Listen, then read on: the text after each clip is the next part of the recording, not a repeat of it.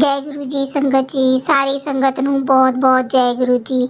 ਸੰਗਤ ਜੀ, ਅੱਜ ਦਾ ਜਿਹੜਾ ਸਤਸੰਗ ਹੈ ਉਹ ਸਾਨੂੰ ਇੱਕ ਆਂਟੀ ਜੀ ਨੇ ਭੇਜਿਆ ਹੈ ਆਪਣੀ ਆਵਾਜ਼ ਦੇ ਵਿੱਚ। ਉਹਨਾਂ ਨੇ ਸਾਨੂੰ ਇਹ ਰਿਕਾਰਡ ਕਰਕੇ ਸਤਸੰਗ ਭੇਜਿਆ ਹੈ। ਬਹੁਤ ਹੀ ਵਧੀਆ ਸਤਸੰਗ ਹੈ। ਗੁਰੂ ਜੀ ਦੀ ਬੜੀ ਹੀ ਲਾਡਲੀ ਬੱਚੀ ਹੈ ਜਿਹਨੇ ਸਤਸੰਗ ਭੇਜਿਆ ਹੈ। ਗੁਰੂ ਜੀ ਨੂੰ ਬਹੁਤ ਮੰਨਦੇ ਹਨ। ਤੁਸੀਂ ਵੀ ਉਹਨਾਂ ਦਾ ਸਤਸੰਗ ਸੁਣ ਕੇ ਵੇਖੋ, ਤੁਹਾਨੂੰ ਵੀ ਆਪਣੇ ਕਿਸੇ ਨਾ ਕਿਸੇ ਸਵਾਲ ਦਾ ਜਵਾਬ ਇਸ ਸਤਸੰਗ ਦੇ ਵਿੱਚੋਂ ਜ਼ਰੂਰ ਮਿਲੇਗਾ। ਤੇ आओ सारे सुनते हाँ गुरु जी का सत्संग। जय गुरु जी, शुक्राना गुरु जी। ओम नमः शिवाय, शिव जी सदा सहाय। ओम नमः शिवाय, गुरु जी सदा सहाय। आज फिर गुरु जी ने मुझे, जैसे मेरी ज़िंदगी अब सत्संग ही बन गई है। यदि मैं सोचूं तो जब मैं शुरू हुई थी तो मेरे को लगता था मैं कैसे सत्संग शेयर करूंगी, और आज देखिए ना, सत्संग मेरे रोज़ ही बन जाते हैं। और कई बार ऐसा लगता है कि इकट्ठे कर लूँ इससे पहले कि मैंने गुरु जी से प्रॉमिस किया है कि मैं टाइम से शेयर करा करूँगी, तो उसी प्रॉमिस को पूरा कर रही हूँ। अभी जैसे मेरी दिवाली पे अच्छी निकली, सब मेरे चोट एक्सीडेंट बचे, बीमारियां बची, मेरे बच्चे एक्सीडेंट से बचे। उसके बाद जैसे ये देवउठनी एकादशी आई तो उस दिन मुझे बड़ा मतलब उससे पहले सैटरडे था तो मेरे को बड़ा लो सा फील हो रहा था। तो अचानक मेरी एक फ्रेंड आई जिसे मैंने गुरुजी के बारे में फ़ोन पे बताया था। तो वो बहुत बहुत परेशानी में है, मतलब उसका परेशानी दिमागी बहुत ज़्यादा है, बहुत एंग्जाइटी, क्यूरियस, ये वो कई तरह के फेथ कर चुकी है, अब कुछ ही बट ट्रस्ट नहीं है। तो वो मेरे से पूछने फिर से आई कि मुझे लग रहा था पता नहीं क्यों आपसे मिलने चलूँ, हालांकि मैं उस वक्त लेटी हुई थी, लेकिन फिर भी वो आ गई। उसको मैंने बताया लेकिन उसने बहुत ज़्यादा बहस करी, माना नहीं। और उसको वही प्रॉब्लम थी जो मेरे हस्बैंड को भी हो रही है, हालांकि हम अलग अलग हैं, लेकिन मेरे को फिर भी लग रहा था कि किसी तरह से गुरुजी वो ठीक हो जाए। उनके लिए मैं चंदन टीका लगाती, उनकी फ़ोटो पे लगाती, करती अरदास कि गुरुजी ठीक हो जाए। तो अब जब ये आई तो इसको भी वही बैक पेन प्रॉब्लम, तो मैंने कहा चलो इसको बताती हूँ। और लेकिन फिर मैंने गुरुजी से बहुत कहा था कि गुरुजी यदि सही हो तो मैं बता पाऊँ, मैं अपनी तरफ से तो बता पाऊँ, बाकी आप शरण में लीजिए, क्योंकि मैं, मेरी शरण तो नहीं है, वो तो शरण तो आपकी है, मैं तो सिर्फ एक माध्यम हूँ। लेकिन आपने कहा था कि जो भी कोई तकलीफ़ में है उनको बता, तो मैंने बता दिया था यही सोच कर कि नहीं बताना चाहिए, इतनी अपनी तकलीफ़ कोई बता रहा है तो। पर वो उस दिन फ़ोन पे सुनने के बाद मुझे लगा सत्संग सुन लिए होंगे और काफ़ी ठीक हो गई होंगी, पर उन्होंने नहीं सुने, बोले नहीं ये तो पंजाबी कल्चर है, ऐसा वैसा काफ़ी काफ़ी चीज़ें ऐसे कि। तो मैंने समझाने की कोशिश की, उन्होंने बोला नहीं मैं नीम करोली वाले बाबा में मानती हूँ, मैंने कहा वो सब एक ही शक्ति हैं, अलग नहीं है, लेकिन वो नहीं समझी, उनके दिमाग में अपना ही एक वो था। तो मैंने कहा ठीक है, आप नीम करोली वाले बाबा को ही करिए, वही एक जरिया है जो मुझे गुरुजी के फॉर्म में आप बता रहे हैं, मुझसे मतलब कहलवा रहे हैं, मेरा फ़र्ज़ था कहना, बाकी मैं आपको फ़ोर्स नहीं करूँगी। तो फिर वो ये सब सुनकर चली गई। फिर मैंने गुरुजी से, और मुझे उसके बाद बहुत, गुरुजी जैसे कहते हैं कि किसी का तकलीफ़ नहीं सुननी चाहिए, मैंने लगातार उनको गुरुजी की तरफ ही गाइड किया कि इसमें मैं नहीं हूँ, इसमें गुरुजी ही हैं। तो फिर मुझे सुनने के बाद थोड़ा फ़ील हुआ नेगेटिविटी, तो मैं उस दिन काफ़ी सैड हो गई। मैंने कहा ये क्या हुआ गुरुजी, मैं तो अच्छा चाह रही थी करना। फिर लेकिन मैंने अपनी तरफ से तो कर दिया है, अब आप सँभालिए उसको, क्योंकि वो मैं नहीं सँभाल पाऊँगी, क्योंकि उनको काफ़ी सारे इतने एक कहते हैं ना मेंटल सिचुएशन बहुत डीप एंग्जाइटी और स्ट्रेस में है, तो उसको सँभालना मैं नहीं कर पाऊँगी गुरुजी।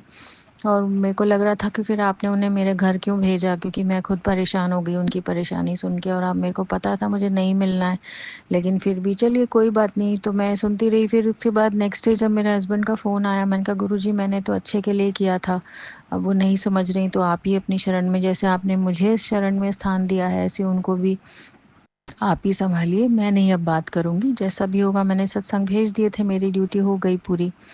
तो मैं अपनी प्रार्थना में तो रखती हूँ कि गुरुजी उनको भी सँभालिए, तकलीफ़ तो काफ़ी है उनको। फिर 2 दिन बाद जब मेरे हस्बैंड का फ़ोन आया, बच्चों को बोला कि उनकी काफ़ी तबीयत अब ठीक है, उनकी दवाइयाँ और इंजेक्शंस कम हो गए हैं, ओनली अब तो एक्सरसाइज, फिज़ियोथेरेपी। तो मुझे बड़ा अच्छा लगा उस दिन। फिर मैंने कहा मैं तो सोच ही रही थी, अपने उस सोच विचार में ही फँसी हुई थी कि ये क्या हो गया, मतलब मैंने तो अच्छा सोचा था किसी का, लेकिन देखिए अच्छा फल, मतलब एक बीज कहते हैं ना गुरुजी की, बीज बो दो फल वो कब बनेगा उसकी इंतज़ार तो गुरुजी पे छोड़ दो। तो मैंने भी जो भी 2-3 दोस्तों को बताया था जो जो परेशान थे बहुत ज़्यादा, तो गुरुजी को ही बोलती हूँ मैं रोज़ कि गुरुजी आप उनको सँभालिएगा, उनको भी वही रास्ता शरण दिखाइए जैसे मुझे दिखाइए, बस इतनी अरदास मैं रोज़ करती हूँ ज़रूर। तो फिर उसके बाद मेरी वो एंग्ज़ायटी उनसे मिलने के बाद जो हुई थी मुझे, वो कम हो गई। लेकिन मैं थोड़ा उदास हो रही थी क्योंकि मेरे हस्बैंड ने मेरे से बात नहीं की थी। तो तभी मेरे को एक सत्संग सुनाया गुरुजी ने, वो संगत जी बहुत अच्छा शेयर कर रहे थे, बहुत ही अच्छा, कि देवउठनी एकादशी आई तो उन्होंने उस पे कैसे है ना, तुलसा जी पे पूरा अच्छे से समझाया उन्होंने। तुलसा जी पे 11 गांठ लगा के धागा चढ़ाना है और ये दीपक जलाना है। तो मैं भी सोच रही थी कि बहुत दिन से, मैं जब से गुरु जी से जुड़ी हूँ, मैं उतना रेगुलर शिव मंदिर पता नहीं जा नहीं पाती हूँ। नेगेटिविटी है क्या है, इतनी अच्छी दिवाली हो गई, सब हो गया, दिवाली पे भी मैं जा पाई थी मंदिर, लेकिन जैसे एक रेगुलर जाना होता है ना, वो नहीं मैं कर पा रही थी। तो उस दिन उनका सत्संग सुनकर मुझे जैसे लगा कि हाँ, मैं भी सोच रही थी यार, देवउठनी एकादशी पे अब कैसे करूँ, क्या करूँ, मुझे तो बहुत ज़्यादा कुछ आता भी नहीं है। पिछले साल मैंने क्या किया था मैं सोच रही थी, मुझे याद भी नहीं आ रहा था। तो सत्संग में एकदम सुनवा दिया गुरु जी ने, और फिर मैंने एग्जैक्टली वही फॉलो किया। मैं गई, मेरे को एक पॉजिटिविटी आई, मैंने जाके चढ़ाया जैसे कि गुरुजी मुझसे करवा रहे हों। और जैसे बेलपत्री के पेड़ पे, शमी के पेड़ पे, आंवले के पेड़ पे, वट के पेड़ पे, पीपल के पेड़ पे, बृहस्पति के पेड़ पे भी मैं दीपक जलाया करती थी, जैसे प्रदीप मिश्रा जी के उसमें आता है, तो वो भी मैं जला पाई उस दिन। और उस दिन वो जला के आने के बाद, सारी पूजा तुलसा जी की करने के बाद घर आके मुझे इतना अच्छा लगा। मैंने बहुत शुक्राना किया गुरुजी का कि आपने देखो मुझे कहलवाया, और मैं तो बिल्कुल ऐसे सैड बैठी थी, और आपने मेरे को जैसे हिम्मत दी और सुनवाया, कहा, बताया, रास्ता दिखाया। मैं जाके करी, करने के बाद मुझे बहुत अच्छा लगा उस दिन। फिर मेरे हस्बैंड का और फादर इन लॉ का फ़ोन भी, रिस्पॉन्स भी बहुत अच्छा था फ़ोन पे ना, तो उतना नेगेटिविटी उनकी आवाज़ में मुझे नहीं लग रही थी। तो मैंने कहा गुरुजी देखो, आपने ही करवाया, आपने ही जैसे मुझे जगाया और मुझे मेरे अंदर फिर से भक्ति जगाई कि तू फिर से कर। क्योंकि मैं पहले प्रदीप मिश्रा जी को फॉलो करते करते, उनका जैसे जैसे उपाय वो बताते हैं, लाल चंदन का ऐसे करो, ये करो, इस तरह बेलपत्री पे ये चढ़ाओ, ये चढ़ाओ, तो वो मैंने सारा फॉलो किया था, लेकिन नहीं कर पा रही थी अब इन दिनों। तो मेरे को जैसे दोबारा से गुरु जी ने खड़ा करके करवाया। तो ये भी ईश्वर गुरु की शक्ति बिना नहीं कर सकते हम लोग सोचते हैं हम कर रहे हैं, पर वो गुरु की शक्ति, ईश्वर की शक्ति हमसे करवा रही होती है। और ये सब सुन के मैंने शुक्राना किया कि नहीं, चलो एक अच्छी न्यूज़ तो आई, मेरे हस्बैंड का तबीयत अब मैं काफ़ी रिलैक्स है, तो मुझे मेंटल टेंशन भी रिलैक्स हुई। उसके बाद यही लगा कि नहीं, गुड कॉज़ अपनी तरफ से तो हमें गुड कर्मास करने ही चाहिए, क्योंकि मेरे को बार बार गुरुजी का आ रहा था कि ज़्यादा टेंशन मत ले, अच्छे कर्मों की तरफ ध्यान दे, माड़े कर्म मत कर, नेवा बन के रहे। तो इधर अभी 13 तारीख को मेरी बेटी का बर्थडे आ रहा था, तो मैं सोच ही रही थी कि मतलब क्या होगा क्या नहीं होगा, काफ़ी एंग्जाइटी में थी। तो देवउठनी एकादशी के बाद फिर मेरा नेक्स्ट डे मेरे रिश्तेदार का फ़ोन आया, जिनका ब्लैक मैजिक का, जिनसे मुझे काफ़ी डर था, जिनकी वजह से हमारा घर वर उजड़ा, तो उन्हीं का फ़ोन आया। तो मैं फिर उदास हो गई, मैंने कहा ये तो यही है, लोग आ रहे हैं। तो फिर मैंने कहा नहीं गुरुजी, आना सही हो तो आए, और नहीं हो तो कोई बात नहीं, मैं को किसी से लड़ाई नहीं करनी, ना किसी से कुछ बोलना है, हालांकि मुझे पता सब कुछ है। तो ये सहन शक्ति, ये सब कुछ मुझे गुरुजी ने दी, और वो आए। आने के बाद जैसे मैजिक सा हो गया हमारा। मैंने बहुत अच्छे से उन्हें अटेंड किया, उन्होंने भी बहुत अच्छे से हर चीज़ को एक्सेप्ट किया, और रिलैक्स था मूड। हालांकि मैं आने से पहले 4-5 घंटे पहले बहुत टेंशन में आ जाती हूँ, क्योंकि उनकी आदत बहुत ज़्यादा झगड़े करने की है, लड़ाई झगड़ा, मार पिटाई तक भी हो जाए तो कोई बड़ी बात नहीं है, उनको फ़र्क नहीं पड़ता इन चीज़ों से। लेकिन मैं इस कैपेसिटी में नहीं थी कि अब उन्हीं सब चीज़ों में पड़ूँ। मैं सोच रही थी कि ठीक है, मेरे माड़े कर्म थे, हो गए, तो वो इस तरह से निपटेगा। तो कल से मुझे इतना रिलैक्स, इतनी खुशी मिली, मेरी बेटी का बर्थडे इतनी अच्छी तरह से हुआ, और इतना अच्छा लगा। फिर नेक्स्ट डे भी मेरे फादर इन लॉ और हस्बैंड का भी फ़ोन आया, उन्होंने भी अच्छी तरह से उसको एक्सेप्ट किया। मुझे लग रहा था मैं जो कुछ करूँ दिल से करूँ, सच्चे मन से करूँ गुरुजी, कोई बनावट नहीं, कुछ नहीं। दिल से माफ़ करने को बोला है तो वो करना ही पड़ेगा, क्योंकि गुरु का आदेश है। क्योंकि गुरुजी ने मुझे कई बार अपने आदेशों में कहा है कि गुरु का आदेश कभी नहीं मानते, गुरु को कभी ट्राई नहीं करते, गुरु की हुक्म मानते हैं। वो कहीं न कहीं मैं नहीं मान पा रही थी, तो मुझसे कल इस तरह से वो भी गुरुजी ने करवा लिया। इसका अनंतम शुक्राना गुरुजी। मेरा सबसे मुश्किल पहाड़ जो ज़िंदगी का, वही था आज तक का काँटा, और मेरा आपने ऐसे साफ़ कर दिया कि मैं चाह रही थी कि ना उनके मन में कोई मलाल रहे, ना मेरे। ब्लैक मैजिक वगैरह जो वो हैं, वो तो गुरुजी देख ही लेते हैं, लेकिन मुझे कुछ ऐसा नहीं करना है जिससे मैं किसी का दिल दुखाऊं। क्योंकि न जाने पिछले किस जन्म में मैं क्या ऐसा दिल दुखा के आई हूँ किसी का, तो जिस वजह से मेरे साथ ऐसा सब हुआ। ये चीज़ तो मुझे समझ में आ गई थी इतना सब देखते देखते। तो कल वो उनके बच्चे सब हम अच्छे से बैठे, खाया पिया, एंजॉय करा, तो अच्छा लगा मुझे कि कितनी अच्छी चीज़ है जो अविश्वसनीय है। कल से आज तक तो मुझे विश्वास ही नहीं आ रहा है। मैं सुबह से भी खुश थी और मुझे लग ही नहीं रहा था कि मैं कैसे शेयर करूं। मुझे इतनी खुशी सी मिल गई कि चलो सारे टेंशन झंझट ख़त्म हो गया, हमारे बीच की नेगेटिविटी ख़त्म हो गई। ये तो बहुत बड़ी बात है। ये मेरे 20-21 साल की परेशानी, और जो और भी संगत जी सुनते होंगे जिनके ऊपर ब्लैक मैजिक हुआ होगा कि किस तरह से ब्लैक मैजिक गुरु जी ने काटा, और इतना आसान नहीं होता है किसी को भी माफ़ कर पाना। वो मेरे लिए भी नहीं था, लेकिन गुरुजी ने जिस तरह से मेरे से करवाया, मेरे भाव बदले, मुझे अच्छे भाव दिए कि नहीं, अपन को सबको क्षमा करके चलना है और अपने को नहीं रखना, तो आगे वाला अपने आप उसी हिसाब से ठीक हो जाता है। तो वही चीज़ मेरे साथ हुई जिसको मैं शायद शब्दों में अच्छी तरह कह नहीं पा रही हूँ। वो तो गुरुजी ही जानते हैं कैसे हुआ, क्या हुआ। सब कुछ उनके कंट्रोल में था, क्योंकि वो मुझे बार बार यही बोल रहे थे, सब कुछ मेरे पे छੱਡ दे, छੱड दे। लेकिन वही है ना, इंसानी दिमाग, अपना दिमाग चलाए बगैर तो हम शांति से बैठते ही नहीं हैं, तो वो चलाते ही रहते हैं। लेकिन बस वो मुझे एक ही डायरेक्शन देते हैं हमेशा, अपने अच्छे कर्म करना मत छोड़, अपने अच्छे कर्म करना मत छोड़। पर मैं गुरुजी से लड़ती भी थी कि मैं अच्छे कर्म करती हूँ, फिर मेरे साथ बुरा क्यों होता है। मेरे साथ इतना बड़ा ब्लैक मैजिक करा के मेरा घर उजाड़ा गया, ये हुआ वो हुआ। पर मैंने कहा ठीक है ना, अब जो हो गया हो गया। उन्होंने भी मुझे शायद माफ़ कर दिया होगा, मैं तो कर ही चुकी हूँ, बाकी उनके ऊपर है। और मैं लगातार प्रार्थना करती हूँ कि जो भी वो करते हैं या किया है, भगवान जाने, था तो मेरा कर्म, लेकिन ईश्वर उनको भी सद्बुद्धि और रास्ता दिखाए। तो परेशान भी लग रही थी, मुझे लग रहा था, पर मैंने इस चीज़ की कोई खुशी नहीं मनाई कि हाँ देखा मज़ा आया, या मज़ा मतलब इस चीज़ में कहते हैं ना कि कोई बदला नहीं लेना है। ठीक है, जो मेरा कर्म था वो हो गया, लेकिन आगे के लिए मुझे गुरुजी तो मिल गए जो मुझे अच्छा रास्ता दिखा रहे हैं और दिखाते ही जा रहे हैं।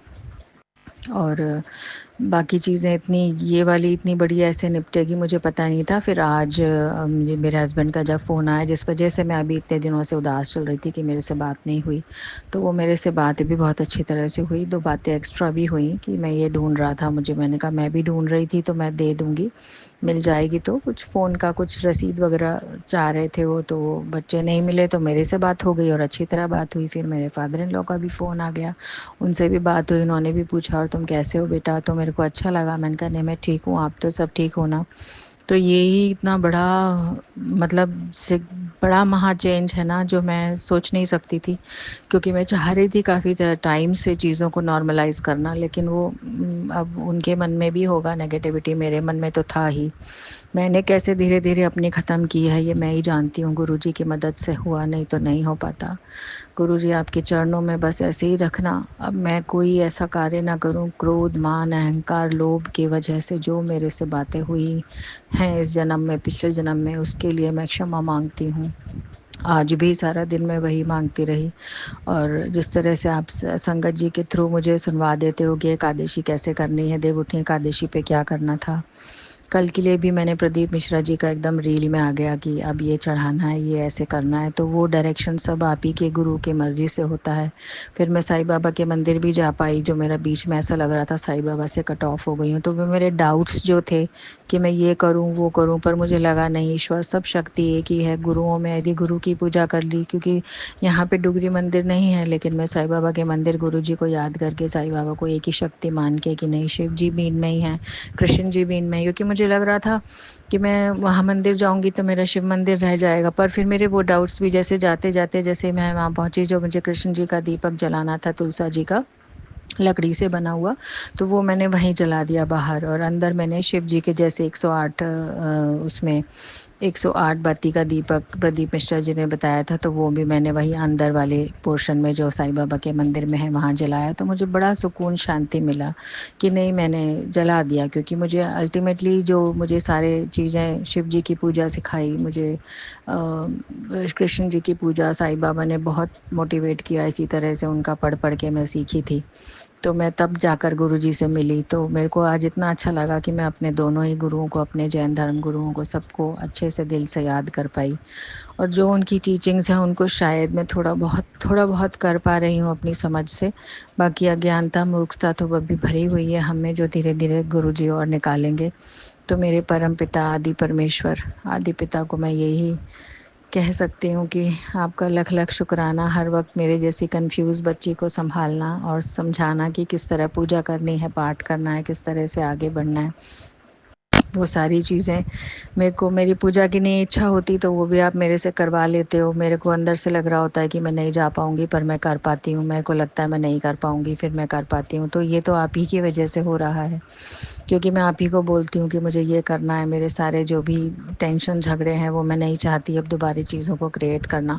सब चीज़ें रिलैक्स हो जाए, नॉर्मल हो जाएँ, तो वो भी आज हो गई। कल मेरी बेटी के बर्थडे के माध्यम से हुआ। मुझे ये लग रहा था कि नहीं नहीं, मैंने तो इतना प्रे किया था कि मैं ऐसे रिश्तेदारों से बच के रहूं और वो ही आ रहे हैं, तो उसमें उसके पीछे आपका कुछ रीज़न था। ये मुझे अब समझ में आया कि हमारी ज़िंदगी में, मुझे पता तो था लेकिन इस मैटर पे मैं नहीं उस चीज़ को एक्सेप्ट कर पाती थी।